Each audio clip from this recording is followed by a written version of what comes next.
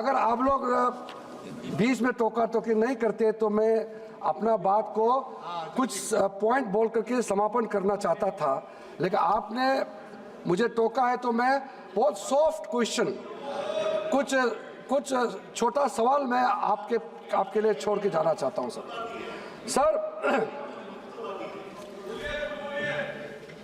आप ये बताइए, बाबा साहब भीमराव अंबेडकर 1951 में लॉ मिनिस्टर से इस्तीफा दिया, उसके बाद दोबारा वो चुन के आना चाहते थे। कांग्रेस पार्टी ने बाबा साहब को पीछा करके मुंबई में और विदर्भ में बाबा साहब अंबेडकर को क्यों हराया और दोबारा इस लोकसभा में चुन करके आने का मौका नहीं दिया। इस लोकसभा सत्र में मैं आपको कहना चाहता हूं, हम सब के लिए कितना अच्छा होता अगर बाबा साहब फिर से चुन के आते 1952 इलेक्शन में। बाबा साहब को कांग्रेस पार्टी ने इस लोकसभा में दोबारा चुन के आने नहीं दिया और कांग्रेस पार्टी ने षड्यंत्र करके बाबा साहब भीमराव अम्बेडकर को हराया है। दो बार गए तो हमको विरुद्ध प्रचार कर। हो सके तो बाबा साहब की याद में देश से माफी तो मांग ले, आपका पाप कुछ तो कम हो जाएगा। सर, आप कहते हैं कि आप बाबा साहब का नाम भी लेते हैं। 1956 में बाबा साहब भीमराव अंबेडकर महापरिनिर्वाण होने के बाद 1990 तक आपने बाबा साहब को भारत रत्न क्यों नहीं दिया? 1956 के बाद आप, पंडित नेहरू जी प्रधानमंत्री थे, खुद को भारत रत्न भी दिया। इंदिरा गांधी जी खुद प्रधानमंत्री थी, खुद को भारत रत्न दिया। विश्वनाथ प्रताप सिंह प्रधानमंत्री बनने के बाद, कांग्रेस गवर्नमेंट को हराने के बाद, तब जाकर के 1990 में भारतीय जनता पार्टी के समर्थन से सरकार बनी, तब जाके बाबा साहब भीमराव अंबेडकर को भारत रत्न से नवाजा गया है। आप बताइए कारण, इतने साल तक आपके शासनकाल में भारत रत्न से बाबा साहब अंबेडकर को क्यों नहीं नवाजा गया है? आपको जवाब देना पड़ेगा, हमको नहीं सही, देश के करोड़ों लोगों को आप जवाब देना पड़ेगा। कुछ तो कारण होगा। मैं मानता हूं कि इस देश में अगर किसी को पहला भारत रत्न अवार्ड देना चाहिए तो बाबा साहब भीमराव अंबेडकर को देना चाहिए। बाबा साहब भीमराव अंबेडकर के नाम में आपने क्या किया बताइए?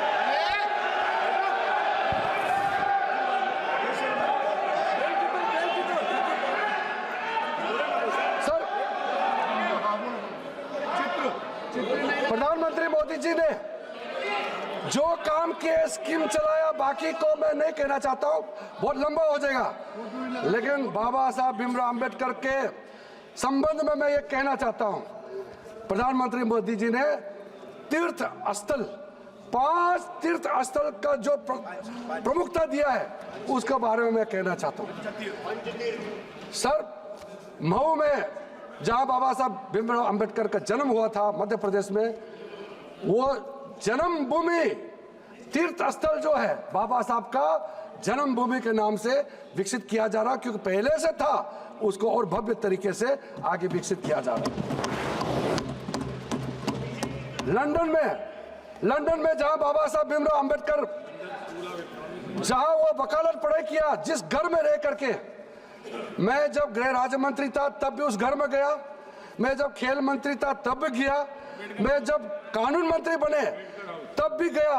उस घर को मोदी जी के नेतृत्व में महाराष्ट्र सरकार ने खरीद करके उस घर को बाबा साहब अंबेडकर के नाम में अंबेडकर मेमोरियल म्यूजियम बना करके बाबा साहब का सम्मान देने का काम किया है। उसको हमने शिक्षा भूमि का नाम दे करके आज वहां पूजा करने जाते हैं। दुनिया के लोग बाबा साहब को सोच कर समझने के लिए दीक्षा भूमि और शिक्षा भूमि में जाते हैं। और सर, जिस स्थान में बाबा साहब का परिनिर्वाण हुए थे, उस घर को बाबा साहब का परिनिर्वाण भूमि के नाम से विकसित किया जा रहा है। इस देश में दिल्ली के अंदर में बाबा साहब अंबेडकर इंटरनेशनल मेमोरियल जो बड़ा हॉल सेंटर बना है, आप जाके देखिए किस भव्य से वो स्थल का विकसित किया गया है। मैं अभी पिछले महीने मैं मुंबई गया, मुंबई जाकर के चैत्य भूमि में गया और चैत्य भूमि के सारे भिक्षुओं से मैंने मिला। आप लोग बीच बीच में बोलने से कोई फायदा नहीं, मेरा बात तो रिकॉर्ड में जा ही रहा है, सब सुन रहे हैं। सर, मैं चैत्य भूमि में जाकर के बता के आया, मैं माइनॉरिटी अफेयर्स का मंत्री हूं, अल्पसंख्यक मंत्रालय का भी मैं जिम्मेदारी हूं, मैं एक बौद्ध भी हूं। बाबा साहब ने बौद्ध धर्म का दीक्षा लिया और मैं पहला बौद्ध मंत्री, कानून मंत्री बना और एक ट्राइबल, मैं इस देश का कैबिनेट मंत्री के रूप में बाबा साहब का कुर्सी में बैठने का काम किया, तब मेरा जिम्मेदारी बनता है। मैंने चैत्य भूमि में जो मैनेजमेंट के साथ बात करके कहा है कि बाबा साहब के चैत्य भूमि है, इसका विकसित बाबा साहब के सम्मान में उस स्टैंडर्ड से होना चाहिए।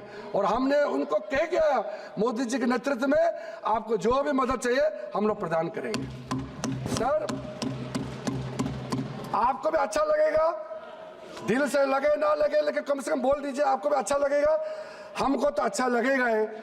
इंदू मिल मुंबई में 430 फीट ऊंचाई का अंबेडकर स्टेचू जो बनने जा रहा है, वो अब तक बन गए होते हैं, लेकिन उसका लंबाई को और बढ़ाने के लिए परिवारजनों ने रिक्वेस्ट किया है, तो इसलिए उसका ऊंचाई बढ़ाने में थोड़ा सा समय लग गया।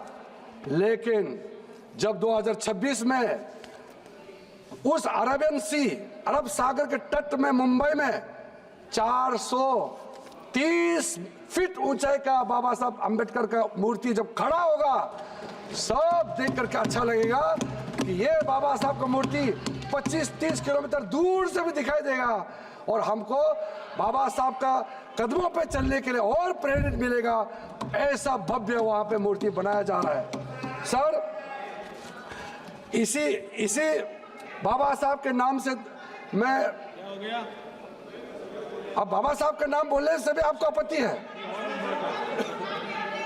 सर, आप लोग बाबा साहब को जितना इंसल्ट कर चुके हैं, और भी आप ऐसे बोल के आप और इंसल्ट करना चाहते हैं क्या? कम से कम बाबा साहब का नाम लेते समय तो ध्यान में सुनिए। सर, आज का इस चर्चा में मैं फिर से सर आपके सामने में अपने पार्टी की ओर से, प्रधानमंत्री जी की ओर से बाबा साहब अंबेडकर का लेगेसी को आगे बढ़ाते हुए, आप लोगों ने जो भूतकाल में आपने जो पहले जो गलतियां की उसको भूल करके बाबा साहब को जो हम लोग सम्मान देने का काम कर रहे हैं, 5 तीर्थ स्थल बनाया हुआ है और साथ साथ में बाबा साहब के नाम में कई प्रोजेक्ट, योजनाएं, स्कीम चला रहे हैं, उसको सक्सेस कराने के लिए आप भी योगदान दीजिए। हम मिल करके बाबा साहब को सम्मान देना बहुत जरूरी है। संविधान का अंगीकरण करने का 75 वर्ष पूरा होने पर मैं पूरे